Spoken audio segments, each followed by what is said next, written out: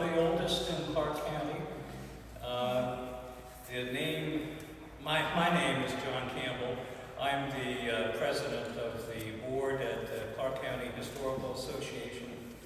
Today, I am introducing our executive director, who usually introduces other people as the speaker, but we thought it might be a bit awkward if he were to introduce himself. But I'm happy to do it, and we're pleased that you all are here. The name Bethel, I looked this up last night. The name Bethel itself means house of God. And Bethel is also a place in Israel that's frequently mentioned in the Bible. So hence the name of the church here. Nathan will say more about the history of the church in the opening part of his talk. This program is part of a series of programs that are being held by the Clark County 250th Committee, and in sync with the 250th anniversary of the Declaration of Independence this year. That's only 6 weeks away, July 4th, 2026. And we have many programs on hand. It would take too long to describe them all. So I urge you to go to our website, Clark County Historical Association, and you'll see a banner there for the Clark 250 events. I will say a word about the next one. Just this Saturday, there'll be a presentation at Audley Farm on new research about Edward Snickers of Snickers Gap. He was a revolutionary patriot in Clark County who was a commissary and paymaster to Revolutionary War troops and a business associate of George Washington. So come to that event next Saturday, 1:30 at Audley Farm.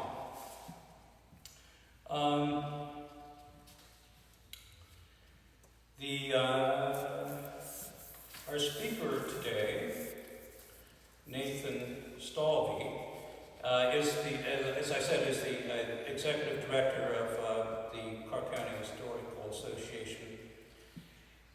His interest in religion and religious history began at an early age.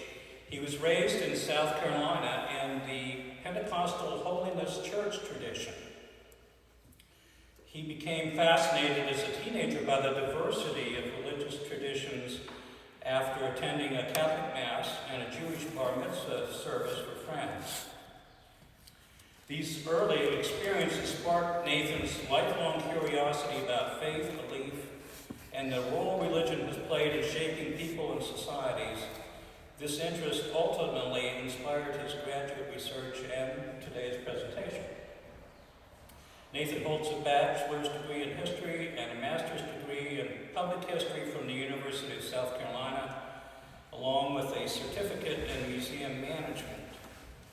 His graduate work focused on everyday life in colonial America, especially colonial religion. His master's thesis examined the impact of the First Great Awakening in colonial South Carolina.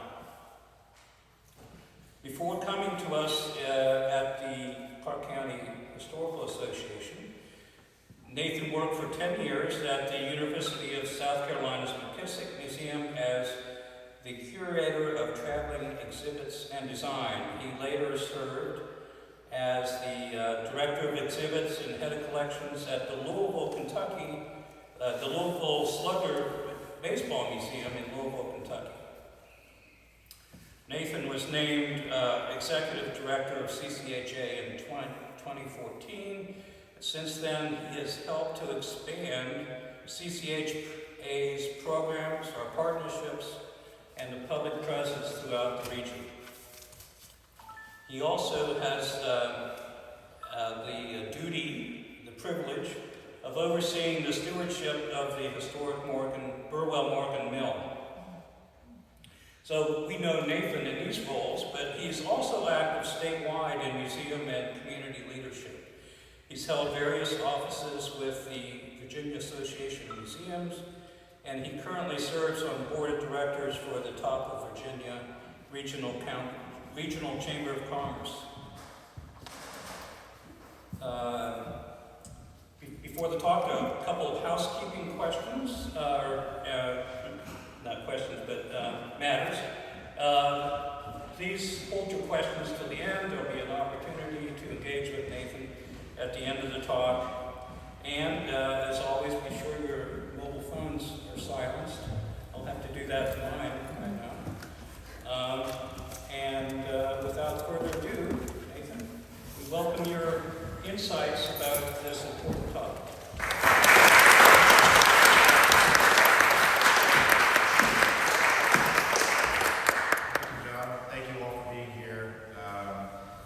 It is quite an honor to finally be doing this at Old Bethel. About a year ago, I was asked to come give a talk here for a service, or just a get together, and I have 10 minutes to talk about anything I wanted to. And so I started talking briefly about the history of Old Bethel and a little bit about the Second Great Awakening. And I realized in 10 minutes, I was like, this is a full talk. So I'm very honored to be in such an iconic place to be doing this. So first, before we get into the Second Great Awakening, one thing I will say is today's talk's not really going to look at the founding fathers. We're not really looking at the Revolutionary Era. We're looking at what laid the groundwork for those ideals. What is the Great Awakening? What is revival? What does that mean to society, to an individual? How does that shape things? How did it lay the groundwork for societal and governmental and revolutionary change? And what did that mean to each individual, no matter the religion? But before we get into that, I do want to talk a little bit about the brief history, for a few minutes about the brief history of the building here in Old Bethel. So Captain James Barnett, once a lay leader at Old Chapel, decided to switch to the Baptist faith and started meeting with other Baptists in the Buckmarsh district. As the size of Baptists began to grow, which I'll get into that later, it was decided to form a congregation with the Baptists in the southern part of the county. A log structure once occupied by the Quakers, whose numbers were dwindling at this time, was then occupied by the Baptists. The site of that structure is where we're sitting right now. The first minutes from the Bethel Church meeting books recorded July of 1808 reads that Samuel O. Hendren was the first moderator and pastor. Hendren was an interesting character. He was put on trial by the Bethel congregation in February of 1819 for drinking to intoxication. He was found guilty and removed from the congregation. However, as a good speaker, he convinced them to let him return in March, just a month later, as a private member, and he resumed his role as pastor that May. However, a year later, he was removed once again, and this time expelled for drinking to intoxication. We will be talking a little bit about drinking to intoxication in the early 19th century here, a little later in the talk. By the 1850s, Old Bethel saw its numbers decline, and even more so after the Civil War. Clark County in general saw very little growth through that 19th century and even into the 20th century. Aside from a brief spurt of population growth in the 1880s when the railroad started coming through, it really remained the same. The population declined between 1850 and 1960. The population declined by 4%. Didn't really grow, didn't really decline, it just stagnated. By 1930, Bethel Memorial closed its doors. In 1941, Beverly Brown McKay formed Bethel Memorial Incorporated, a nonprofit organization whose mission is to secure funds to preserve Old Bethel. His work enabled this magnificent structure to still be with us this day. And this organization is still around, and they do great work. And for those who serve on the board here, we want to thank you for everything you do in keeping this treasure alive for us. All right, so let's start. What's the state of the country? We're going to start with the First Great Awakening. What's the state of the country right now? So we're looking early 18th century. We're looking at the colonies. There was a belief by a lot of people, especially ministers, that the colonies were in a deplorable state. Soon-to-be revivalists looked around and saw that many men and women, they came to service, but they were there for the wrong reasons. They weren't there for piety and practice and living and feeling the Spirit of God. They were there to be seen. They were there to get the latest gossip of the day. They were there to look good in the community. Good acts like showing up at church should not guarantee your entrance into heaven, like these ministers believed. One could go out and give money to the church. They could go help the poor. They could help build the church. But do those acts mean that they're truly spiritual people? Are they really in touch with God? Does this erase these good acts? Do these erase any sins that they may have committed? To these soon-to-be revivalists, the answer is no. The acts are nice, but why do you do it? The reasons behind it were very, very important. Acts were simply acts, but it had to be backed up with faith, and most of all, deep religious conviction. The American colonies were lacking this. Acts were done to look good. Showing up at the church was a requirement for status, and rather than truly believing. So, what is needed for revival to flourish? So, revival must have the following three. One, revival originates where there is a culture that expects the periodic showing of God's grace and recognizes the signs of a genuine revival when it appears. Two, a revival occurs when the people within that culture perceive a need for revival at a time they have felt that religion is sunk to a low point. Three, revivals result when ministers and laypersons employ means to prepare men and women for an outpouring of divine mercy. You have to have all three of those in order for a revival to truly happen. So looking back at colonies, I want to talk a little about the Society of the Propagation of the Gospel, otherwise known as just simply SPG. The Society for the Propagation of the Gospel in Foreign Parts was founded by a royal charter on June 16th of 1701. The circumstances which led to this were very closely linked with the expansion into the American colonies. The opening words of the charter state that many of the king's colonies and factories beyond the seas are wholly destitute and unprovided of maintenance for ministers, public worship of God, and for lack of support and maintenance for such, many of our loving subjects do want the administrations of God's word and sacraments. It seemed to be abandoned to atheism and infidelity. Such a state of affairs had arisen as a result of this uncoordinated growth of the colonies. Early colonists have often expressed their intention of converting Indian tribes and maintaining the Christian religion, but it was so sporadic. There were instances of ministers who got drunk and went out to try to baptize bears in the forest. But over the years, the rigors of colonial life and the remoteness of contact with the homeland resulted in the decline of zeal. These SPG missionaries were sent from England across the colonies to serve as church ministers, financial support, and strengthen the Church of England. Some missionaries traveled to churches and remained as ministers for years to ensure that religion did not decay any further in this colonial environment, far from London. So the Church of England versus other religions. When we talk about religion in early America, one of the biggest misconceptions is it was dominated by one single group. Usually a lot of people say, oh, it's puritanical America. But the reality is a little more complex and frankly more interesting. Early America was actually religiously diverse, especially within Protestantism. Not everyone was a Puritan. In fact, there were congregations, Presbyterians, Baptists, Dutch Reformed, Quakers, Lutherans, and importantly for today's discussion, Anglicans. A whole lot of those. The Church of England, what today we might call the Episcopal Church, was actually one of the most influential religious institutions in colonial America, especially in the South. It was the established state-supported church in several colonies, much like it had been in England. It was not just church, it was state as well. So there was no separation of church and state. The Church of England was also the state.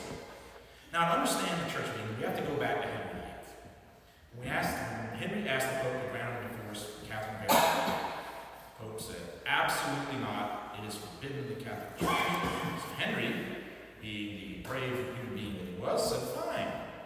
Kick rocks. I'm going to create my own religion and play by my own rules. So his goal was control, not reform. He wasn't doing this out of any type of religious revivalism. He wanted control.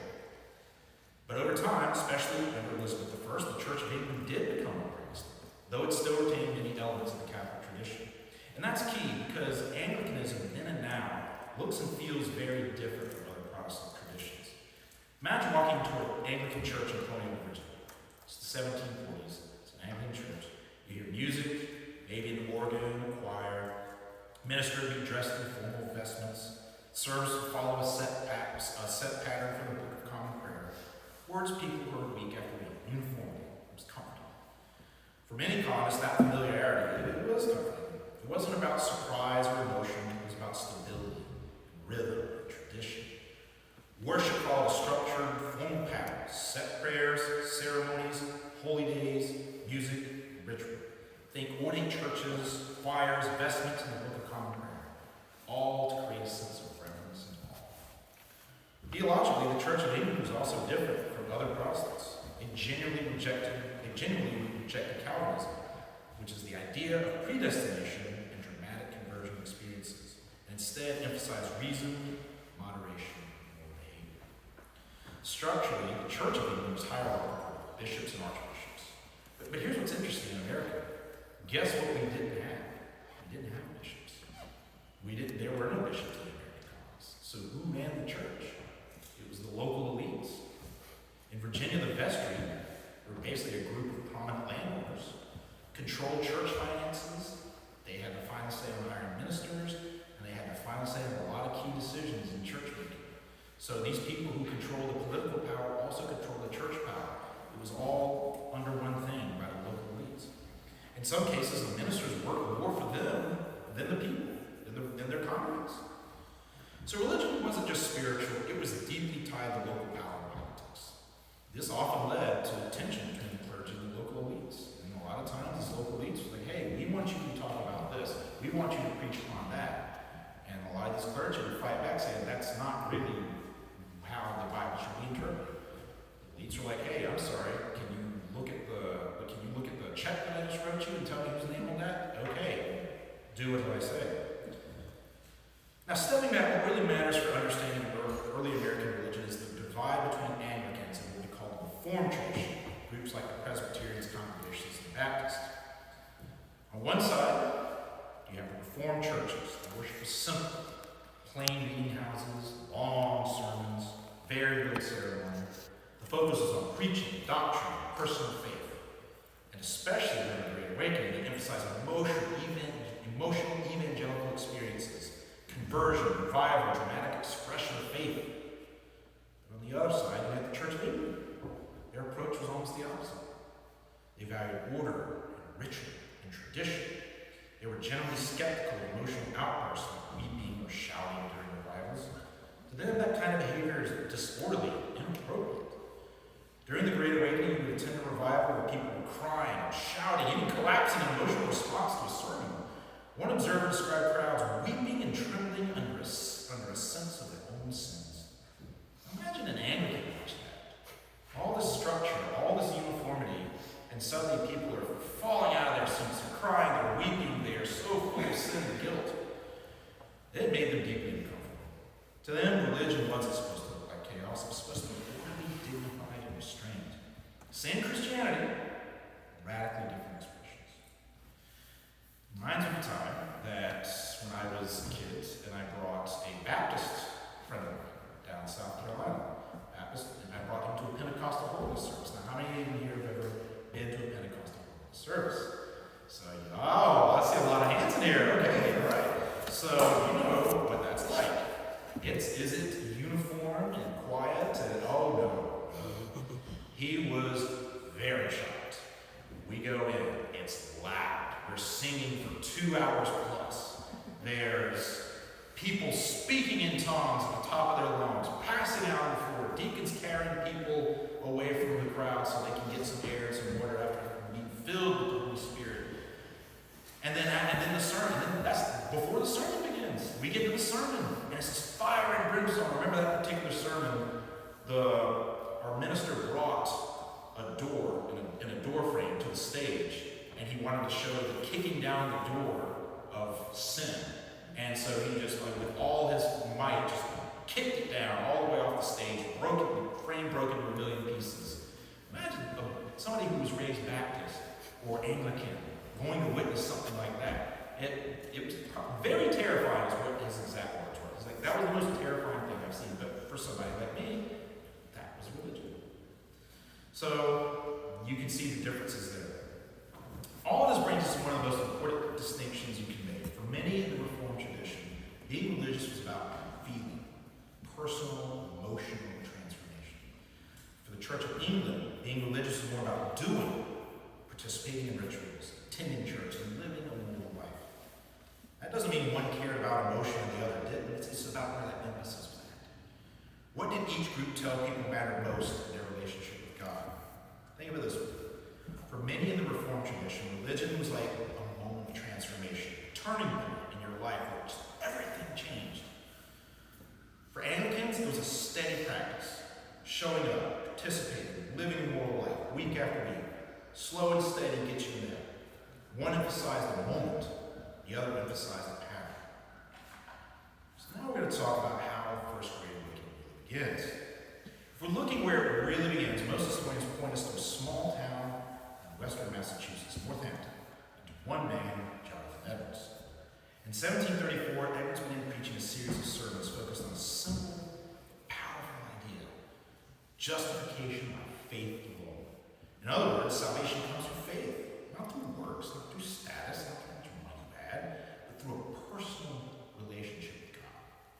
What happened next surprised everyone. Almost immediately, the town began to change. Edwards noticed a dramatic shift in behavior, especially among young people.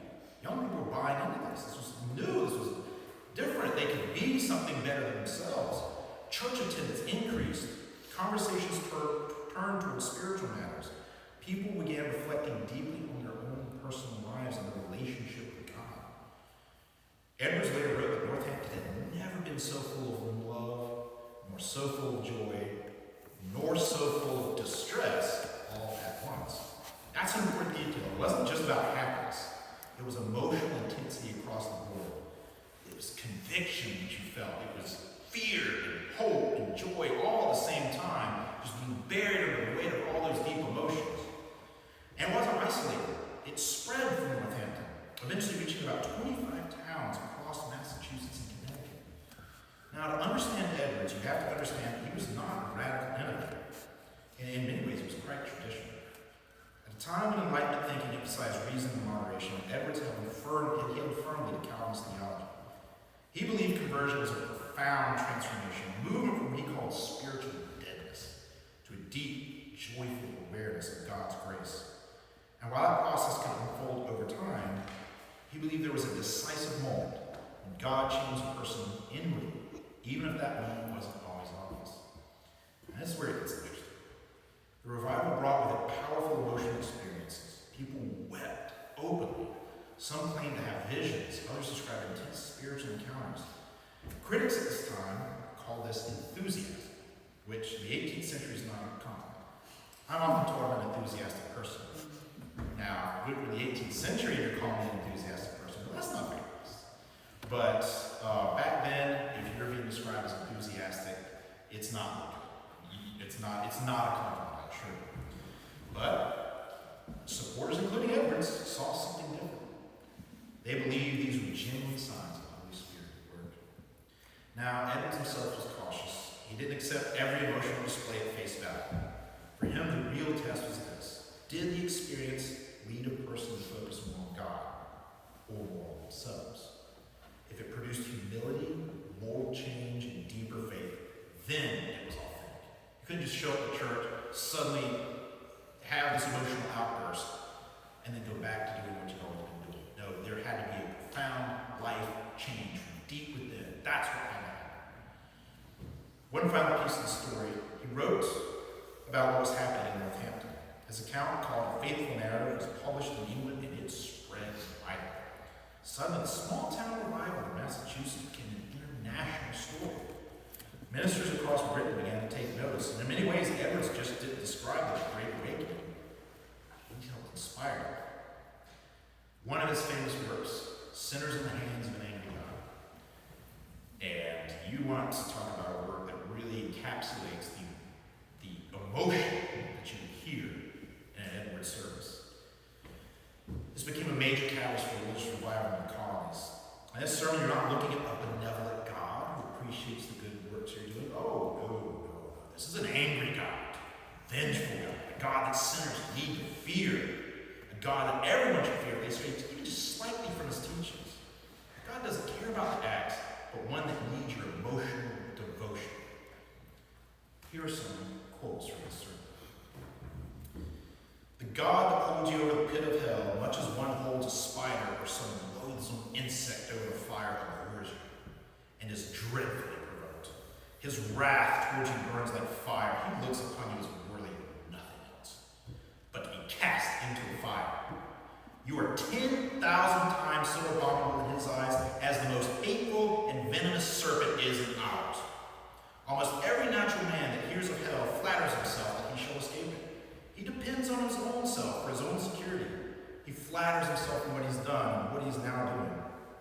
The bow of God's wrath is bent, and the arrow made ready on the string, and justice bends the arrow at your heart, and strings the bow, and it is nothing but the mere pleasure of God, that of an angry God, without any promise or obligation at all, that keeps the arrow one moment from being made drunk with your blood. Your damnation don't slumber. The pit is prepared. The fire is made ready. The furnace is now hot, ready to receive you. You hang by a slender, with the flames of divine wrath flashing about you. Therefore, let anyone who does not know Christ awake and fly from the wrath to come. The wrath of Almighty God is now undoubtedly hanging over a great part of this congregation. Let everyone fly out of Sodom. Run for your lives. Don't look back. Escape to the mountain, lest you be consumed. Now imagine hearing that in a packed church in the 1730s, and you're angry. It's not hard to understand why people reacted so strongly. They wept, they felt overwhelmed, and they believed something profound was happening inside them. Later that year, Edwards was asked to give the same sermon to his congregation in Enfield, Massachusetts. The minister there, Reverend Stephen Williams, felt his congregants had become too complacent, not caring about the need to embrace God on an emotional level. After Edwards spoke, Reverend Williams had this to say about the impact it had on his flock. Before the sermon was done, there was a great moaning and crying out from the whole house. What shall I do to be saved? Oh, I'm going to hell! Oh, what shall I do for Christ? So that the minister was obliged to desist. The shrieks and cries were piercing and amazing. After some time of waiting, the congregation was still, so the prayer was made by Mr. Wheelock. And after that, we descended from the pulpit and discoursed with the people, some in one place, some in another. Amazing and astonishing. The power of God was seen, and several souls were hopefully wrought upon that night. And oh, the cheerfulness and pleasantness of their countenance that received comfort. Oh, that God would strengthen and confirm their new faith. We sang a hymn and prayed and dispersed the assembly. Now we get to my favorite character of this time period, George Whitefield, a man that I find absolutely fascinating. And I've been asked a lot already, have I seen the movie The Great Awakening yet? I want to save that till after this talk. So I want to see if, I felt like if I watched that before, it would skew some of the stuff that I was saying. So I will probably be watching that soon. So if Jonathan Edwards is the one that lit the spark of the First Great Awakening, George Whitefield turned into a massive wildfire. What began in Northampton stayed in Northampton. News of Edwards' revival spread, as I mentioned, first in England, across the Atlantic, and soon something even bigger began to take shape. Now we have George Whitefield. Whitefield was unlike Edwards in one key way. Edwards stayed in his pulpit. Whitefield took the show on the road. He became what we might call today a religious celebrity. He preached outwards of thousands, sometimes tens of thousands of people at a time. Farmers, laborers, merchants, people from all walks of life would come to hear him speak. And his style electrified. One observer said that Whitefield could move an audience to tears by simply saying the word Mesopotamia. Ben Franklin said that when he would go to hear Whitefield, he purposely left all his money at home because he knew that once Whitefield talked, he could convince him to take every dollar off him. Wherever he went, crowds followed. Cities like Philadelphia, where people reportedly wept openly during his sermons. He didn't just preach religion, he made it an experience. Think about tens of thousands. And think of the population at the time. How do you get large crowds like that? He was able to do this at a time when you're spread apart. There is no telephone, telegrams, anything. He was able to get all these people to come out. And this is where the Great Awakening becomes much larger than just a local revival. It became this transatlantic experience. So, before Whitefield became the most famous preacher in the Atlantic world, his beginnings were actually fairly modest. He was ordained in the Church of England, preached his first sermon in his hometown of Gloucester. But unlike most ministers, he was never really tied to a single parish. Instead, he started preaching wherever people would listen. Fields, parks, open spaces, reaching audiences who typically never set foot inside the church. That's really what set him apart.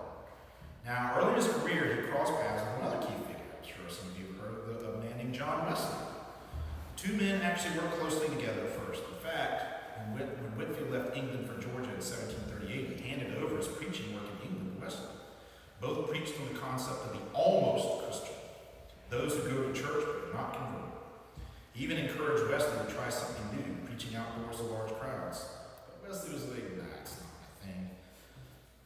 They also disagreed on another area. They disagreed on predestination.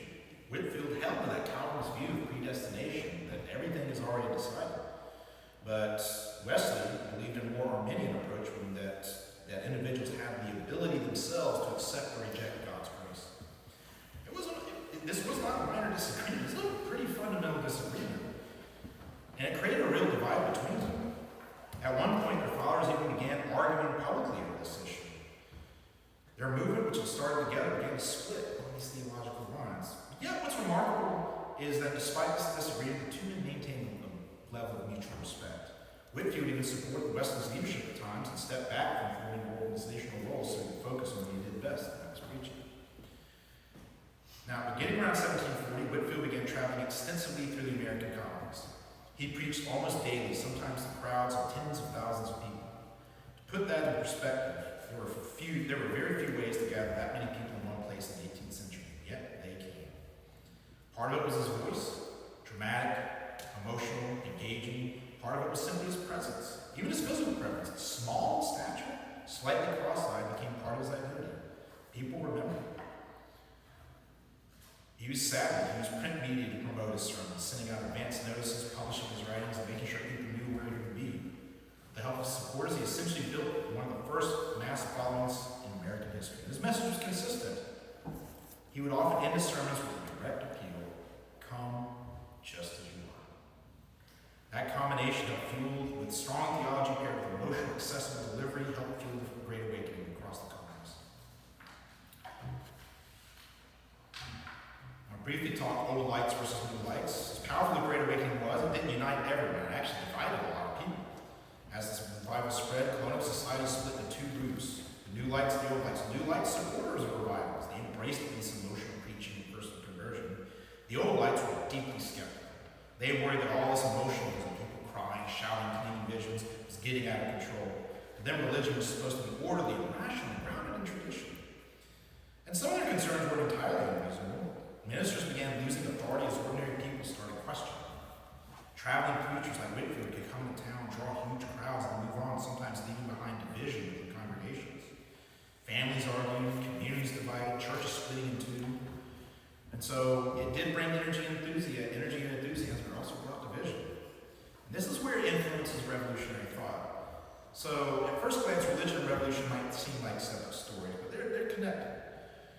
The Great Awakening changed how people thought about authority. For generations, colonists were used to deferring to established institutions like the Church of England.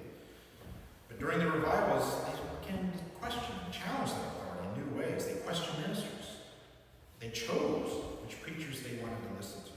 They placed greater value on their own personal judgment and experience. And that's a huge shift from all this order. Now you're like, well, wait, I don't have to go to this church. I don't have to listen to this. I can actually question what this minister's talking about. People began to say, no, we don't want to be orderly. We can question authority here. And at the time, as I mentioned, church and state were one. So now you're questioning church and state. People in Massachusetts, Virginia, Pennsylvania, are all hearing about the same preachers, reading the same sermons. In a time before mass media, that kind of shared culture experience is rare, and it created a sense of power early of a common American identity. So the Great Awakening didn't cause a revolution, but it sure helped lay the groundwork for it. In the end, the Great Awakening wasn't just about religion, it was about transformation. Not just of individuals, but of society learning for the first time what it meant to think and act independently. So now we're going to fast forward. We're going to go up a little bit to the Second Great Awakening. And this, to me, over time, when I was studying this, my focus was largely on the First Great Awakening. But over time, I started studying more and reading more about the Second Great Awakening. And the impacts on this are just as profound. Maybe not as revolutionary, So I want to start first by saying that my great-great-uncle Isaiah Stalvey was deeply impacted by the Second Great Awakening. He was born in 1805, converted to the Methodist Church at the age of 16 in 1821, and as a teenager, by the time he was 19, he became a lay minister. He traveled. He was an itinerant minister, went all through the South, all the way up until he died in the 1870s. And he traveled around doing camp meetings, which I'll talk a little bit about. He didn't have a set church. He went town to town and taught the message of God. And he left behind, I will say, this is down in South Carolina, he left behind a big family, 21 children.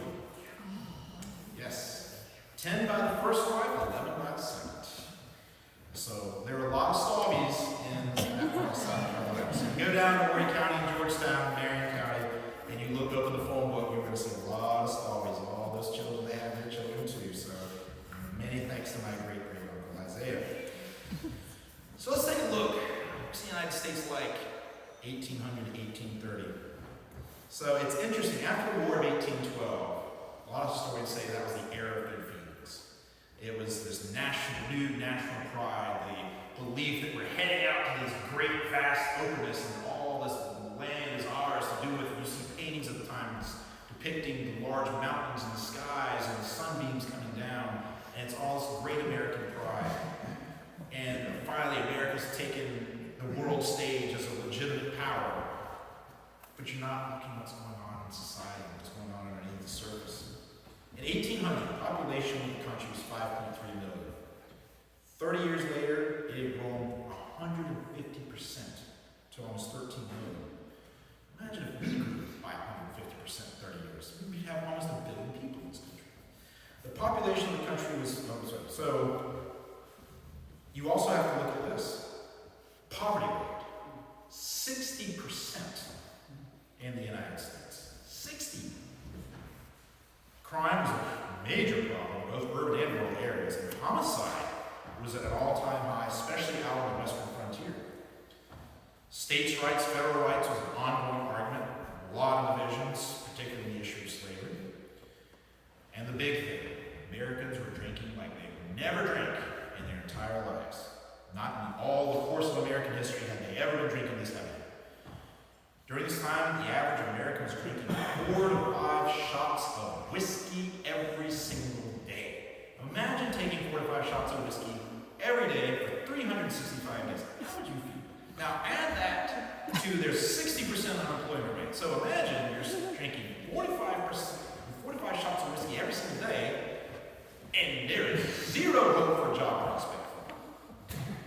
Now you kind of get the idea of where society's at in this time. It was combining all that, this was bad.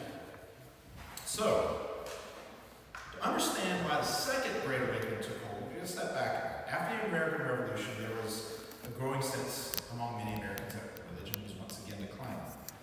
Enlightenment thinking emphasized reason over emotion, science over faith. Church attendance had dropped. Many leaders feared that the new republic lacked a moral foundation. So how do you bring a religion to a scattered, mobile, poor, hard-drinking society, an increasingly independent population? That's where the revivals come in. Camp meetings. One of the most important innovations of the Second Great Awakening was the camp meeting. These were large outdoor religious gatherings, sometimes lasting several days, where people could just come from miles around. The most famous was Cambridge, Kentucky, in 1801. An estimated 20,000 people attended this. One observer described the scene this way. Some were singing, others praying, some crying for mercy, others shouting aloud. Phrases heard over and over. Come, Holy Spirit, and fill this place with your light. By God's grace, I have been saved. Glory be to his name. I am reborn again. What made these meetings so powerful was their accessibility. You didn't need a church building. You didn't need permission. You could just go. You could be from any religious background. You just needed to show up. That's it. And for many Americans, especially on the frontier, this was a religion that was finally within reach. And these camp meetings, they still happen today. There's large ones that happen in the deep South, Georgia, Alabama, South Carolina, rural places. This is where they got their start. One of the key leaders who helped shape this movement was Charles Grandison Finney. Unlike earlier figures like Jonathan Edwards, he rejected the idea of predestination. In Instead, he emphasized free will, the idea that individuals could choose salvation. Instead of instilling the fear of God's wrath, he put the onus of making the right decision on the individual. He believed revival wasn't something mysterious, it could be created. In his words, revival is not a miracle. It is a result of the right use of the appropriate means. And so he introduced what he called new measures, things like the anxious bench. Individuals would come forward publicly to express their desire for salvation. Here's a sense of what a Vinny revival might have felt like. Imagine sitting in a crowded room. You've been listening to a sermon not just about sin, but about your individual choices in life, your responsibility, your life. And then the preacher stops, and he looks out over the crowd and says, you have no one to blame but yourselves for your state of life if you were not saved. And then he invites you right then and there to stand up, come forward, and make a decision. Not tomorrow, not today, right now. How does it do? How is it uncomfortable? That's putting you on the spot. And for many people, that was very, very powerful. It was personal, far more personal than some would say was the awakenings in the Great War First War. While Finney innovated, others organized. Francis Asbury, a Methodist bishop, traveled tirelessly across the country, over 250,000 miles in his life on horseback. He brought religion directly to people wherever they were. He was also an inspiration to my great-grandmother. The Methodists, along with Baptists, grew rapidly because they were flexible, accessible to others like ordinary people. And the results of all this were traumatic. The Second Great Awakening led to an explosion of church membership, particularly among Methodists and Baptists. Where you're sitting right now is no exception. This church was built to the size that it is because the congregation was growing. People were coming back to church finally. These churches required less formal education for ministers. It emphasized the personal experience and allowed for local control. In short, it was more democratic. It shifted away from elite institutions and towards the everyday person. But there are exceptions. What's going on in the South at the time, particularly the Deep South? Well, slavery. It didn't affect every region the same way. The Second Great Awakening was very geographical. In the South, religion adapted to the realities of slave society. Early evangelical preachers sometimes challenged hierarchy, but over time, many began to support it. Ministers in the South knew slavery wasn't going to change.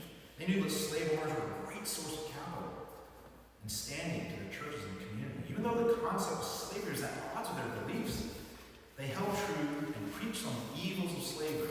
They risked being excommunicated from the community. So think about how it was even when we were talking about first grade. You're a minister. You know that slavery is a moral wrong, putting God's children in bondage. But yet, if you preach on this, you can start a rebellion. You could be excommunicated from your community. You're going to be one of the 60% unemployed and untouchable in your community. You'll never be able to preach again. You get all your support from the slave-owning elites. And that's got to be, that was a very, very serious challenge to a lot of ministers who really wanted to teach the true message of God they believed, but they had to reconcile that with the support they were getting. So it was almost like church and state packed together again. So religion became two things at once, a tool of control and a source of empowerment. But yet, among enslaved people, among the enslaved, religion took on a very different meaning.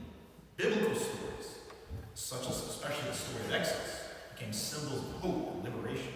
Spiritual sermons and gatherings created a space where enslaved individuals could express both faith and resistance. But if we shift our focus to enslaved communities, we began to hear a very different voice. Enslaved people didn't simply accept the version of Christianity that emphasized obedience. They interpreted through their own experiences and their own norms. They found powerful meaning in the story of Exodus, the story of a people escaping bondage. One spiritual captures this beautifully. Go down, Moses, way down in Egypt land, tell old Pharaoh, let my people go. That's not just a biblical story, that's a message, a coded expression for a longing for freedom. Another spiritual speaks of the perseverance. Nobody knows the trouble I've seen. Nobody knows but Jesus. These songs weren't just expressions of sorrow. They were expressions of resilience, faith in injustice, a faith in injustice, and of belief that suffering gatherings, sometimes held secretly in what we call hush harbors, enslaved people created a religious world of their own, one that affirmed dignity, hope, and ultimately liberation. So while some use religion to justify slavery, others use it to imagine a world beyond it. Meanwhile, in the North, the same religious energy helped fuel abolitionist movements. The reform movements that came out of the Sacred Great Awakening cannot be understated. The logic was simple. Individuals can be saved, society can be saved. One of the most prominent movements was temperance, the effort to reduce alcohol consumption. At the time, as I mentioned, Americans drank far more alcohol than they do today, and reformers saw this as a major moral issue. At the time, it was, like I said, 5 to 6 shots of whiskey a day. Here are some quotes from ministers in the 1820s. "Intemperance is the sin of our land. It is the fountain of poverty, wretchedness, and crime. They saw homes where the wife wept and children trembled. One man's drink is another family's ruin." And so they preached not just for sobriety, but for salvation. Not just for individuals, but for the soul of the nation. And it worked.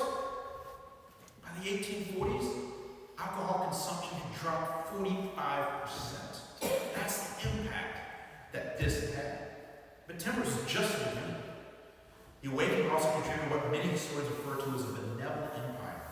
This empire consisted of Protestant churches often working together that created organizations and societies that helped carry society's ills. These included abolition societies, societies for women's rights, education reform, which promoted the expansion of the public school system and the belief that education was crucial for a moral society. Prison and asylum reform, such as the early work done at the Eastern State Penitentiary. New religious groups, such as Adventism and the Church of Christ of Latter-day Saints. Religion was no longer just about personal salvation, it was about changing the world. Now, it's important to understand how this differed from the First Great Awakening. First Great Awakening emphasized predestination, emotional conversion, and figures like Edwards and Whitfield. The Second Great Awakening shifted towards free will, organized revival methods, and social reform. Put simply, the First Great Awakening asked, "Are you saved?" The second asked, "What are you going to do about it?"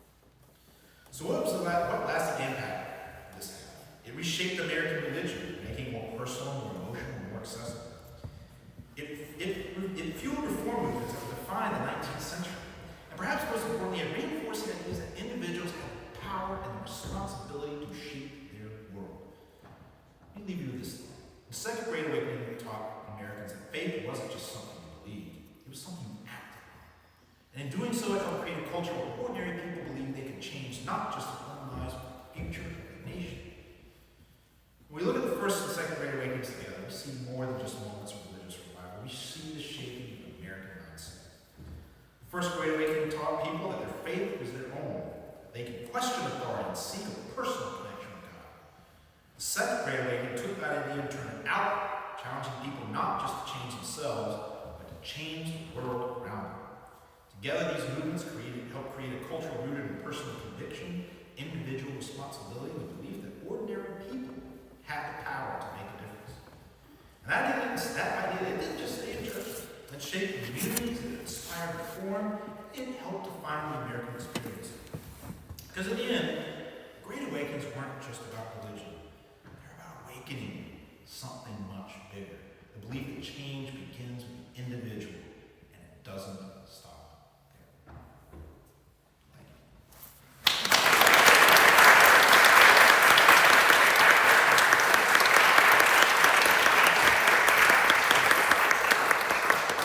Open it up to some questions. Yes? Nathan, I have questions for you, unrelated, and taking us back to the beginning of your talk. First, about Reverend Edwards, I believe. His epiphany, sola fide, faith alone justifies, is, I think, about 2 centuries too late, isn't it? That's the fundamental teaching of Martin Luther. So how did Martin Luther, one of Martin Luther's fundamental insights, make it in Northfield, Massachusetts, 2 centuries later, has a revolutionary impact? Secondly, has to do with church architecture. We're making the point about the state religion of the Anglican Church and its relationship to the land and power structure of the colonies. Would you like to remark on the difference between, say, this building, and particularly the interior of Old Chapel and Anglican Church, and the little artifacts, particularly at Old Chapel, that distinguish it from this, and indeed speak to that marriage of power and religion that you were. So I'll answer the second question first. One thing you see at Old Chapel, you're really seeing the first thing I would say is like, look who's buried there. You see a lot of powerful, elite people there. The first Attorney General of the United States is buried there. People who had power there, they were the ones that were there. That was the place to go to. This is a place where anybody can go to. This is a place that welcomed all. Old Chapel welcomed their group. It's smaller, welcomed their group, very powerful. Old Chapel, Second Great Awakening. You've got all these people that are converted all of a sudden. Bring them on in. That's the big difference.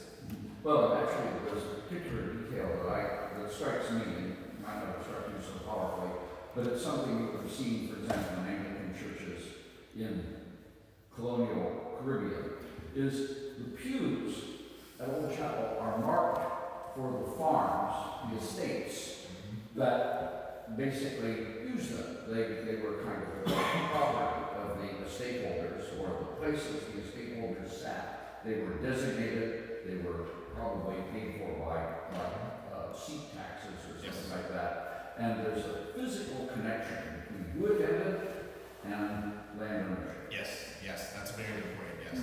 And to the first point, Jonathan Edwards, I like to think, again, you're going back to Martin Luther, what he did. Jonathan Edwards was looking around at the time, he's like, what can we do? We're stagnated. Just like things were stagnant in the 1500s. What happened? What can we do? We need somebody to make that change. We need somebody to stand up. And I think Jonathan Edwards was heavily, even though he was not Lutheran, I think he was heavily influenced by the impacts that Luther had in creating, it's the Great Reformation, but it was also a way of just, we got to shake things up because things are getting too stagnant. Everybody needs to come to the table and lead. What other questions? Yes? Back in the dark ages when I was in high school, we read Jonathan Edwards' Sinners in the Hands of an Angry God. And I remember my teacher saying that it was delivered, you read it and it's so emotional. Yes. But when he delivered it, he was very calm. Is that true? It was true. Emotion. You gotta think, if he would have gotten too overly emotional at the time, it could have turned people away. He needed the emotion to come from the people, not from himself. I'm reading it as somebody that is interpreting it as somebody who would have been listening to Jonathan Edwards. Okay. Like, trying to get that emotion out there. No, Jonathan Edwards, he was just, all of a sudden, you're hearing the same sermons and the same services. All of a sudden, it's like, oh, God's wrath. He's very angry with you. He's got the bow pointed at your heart. He's about to kill you and drench you in blood. You're hanging over the pit of hell, by the way. All of a sudden, flipping through the Bible, where is that? Oh, what? Yes, so he did, and that spooked everybody. Everybody started losing it, yes. Whitfield was the speaker. Whitfield was the animated, emotional, person. Okay, thank you. Yes. Other question? Yes. I'm interested in what you were saying about the enslaved population and relying on the biblical stories of slavery as a way to have hope. Does that apply to the 18th century as well, or is that more of a 19th century? It was far more of a 19th century because the slave population in the 18th century, while it was there, it wasn't nearly as high. It was so much of a core fabric of society, especially in the Deep South, because at this point, there are tons of communities where the enslaved population is higher than the non-enslaved population. And in the 18th century, it wasn't quite as bad. Yes, you still have places, a great example, Carter Hall. When Carter Hall was built, there were hundreds of enslaved people there. Guess who didn't go to Old Chapel to listen to sermons? Enslaved population. But over time, as religion grew and more churches were being built, and we no longer see the assigned seating and the powerful elite, we see churches more like Bethel that are welcoming everybody, they're growing because these numbers are expanding. That's when these ministers are really they have that struggle. Like we're growing these numbers, we're making this difference, but we don't just want to stop here. We want to reach the enslaved as well. But then they're having that dichotomy, like, well, I'm getting the support to build my flock and this church from these people. And there were some, a lot of churches did have areas where the enslaved could come. This was kind of a compromise. Like, okay, we'll bring some of our enslaved people here. They obviously have to sit upstairs. But you cannot be preaching. Do not read from Exodus. Whatever you do not teach that was probably the least preached upon book in the Bible in the Deep South during the 19th century. Yes? Along the same lines, I think you mentioned the expression hush heart. Yes, hush murmurs. Can you talk about that a little bit? Yes. So there were,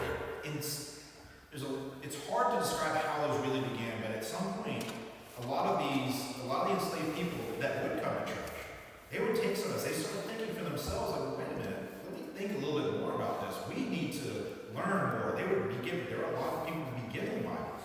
Because like, we just be religious.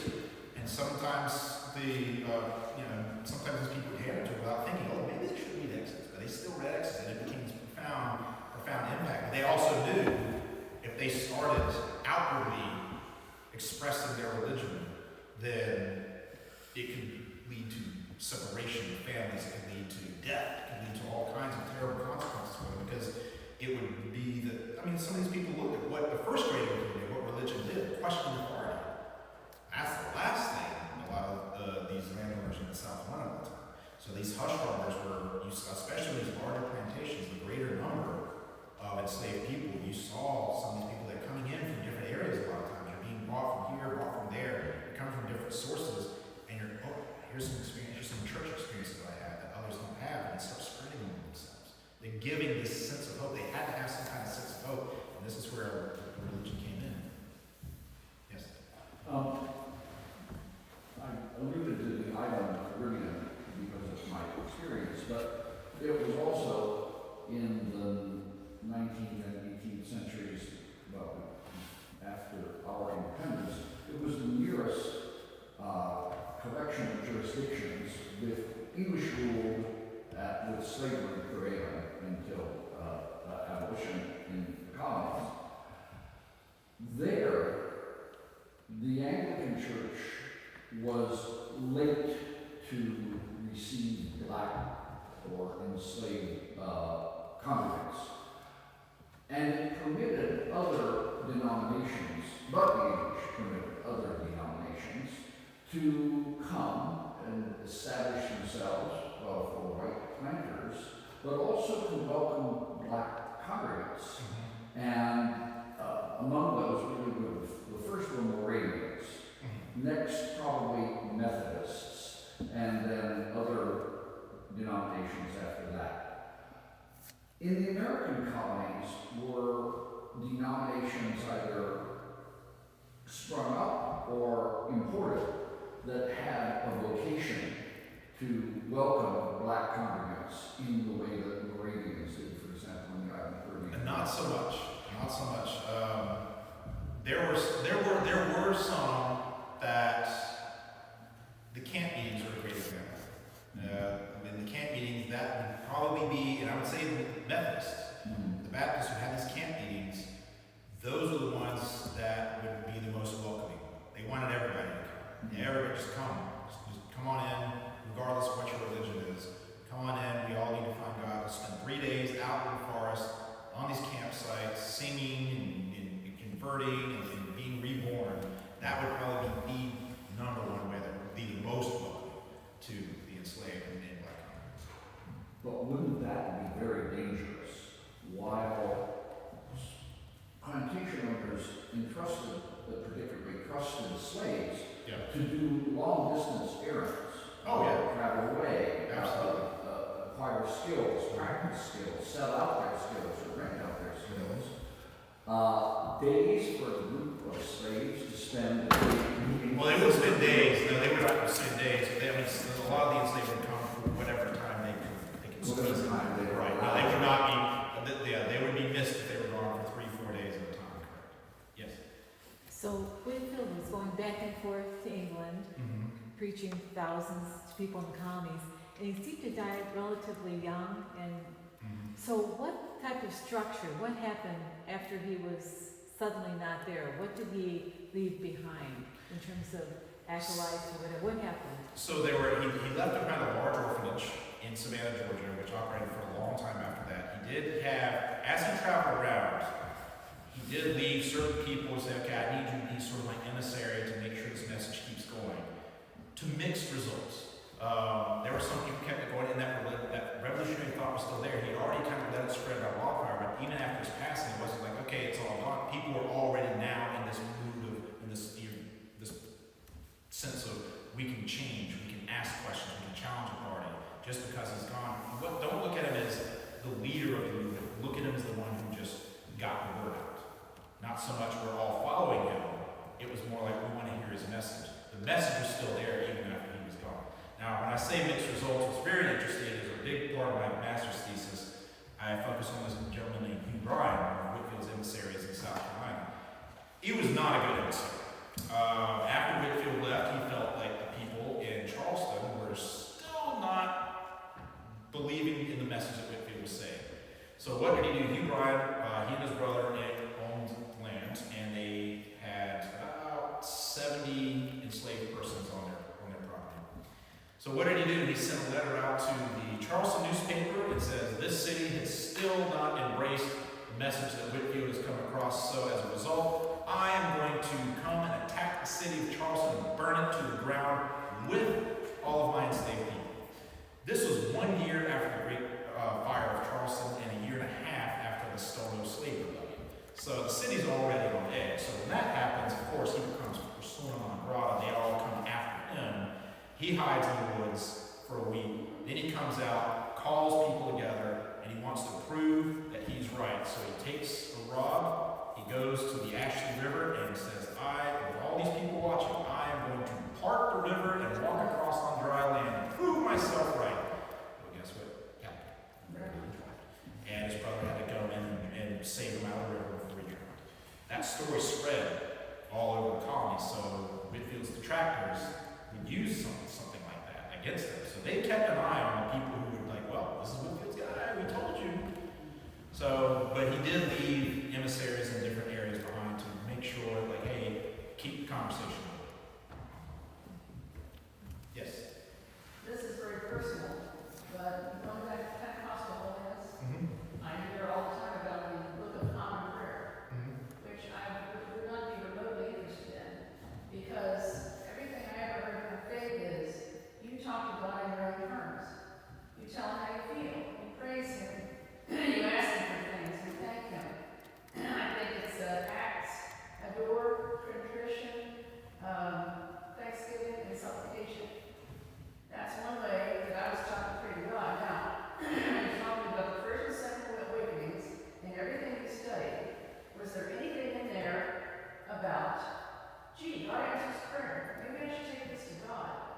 Maybe I should ask God to do this. Not so much because these were more about personal transformations, about like bettering the self in God's vision. It wasn't so much asking for God, it wasn't so much talking, it wasn't so much thanking him, it was more, I need to better myself. What would God want me to do? I gotta figure that out on my own. What would God want me to do? What do I need to do to change it? Then, how can we as a society fall into that?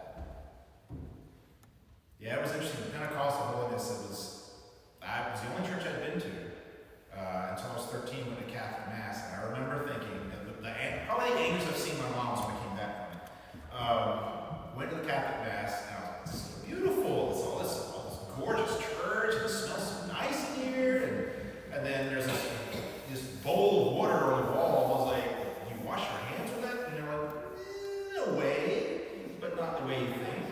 And then it was communion. I was like, oh my God, I got wine? Are you kidding me? Grape juice. But I was like, I came home, I was like, Mom, it was only 45 minutes long. It was like 2+ hours for the Pentecostal service. It was beautiful, it smelled nice. Then, and I got to drink wine. I made the cardinal mistake of any Pentecostal holiness evangelical person. And I said, why aren't we Catholic? Ooh, man. That was a wrong thing to say. Wrong thing to say to a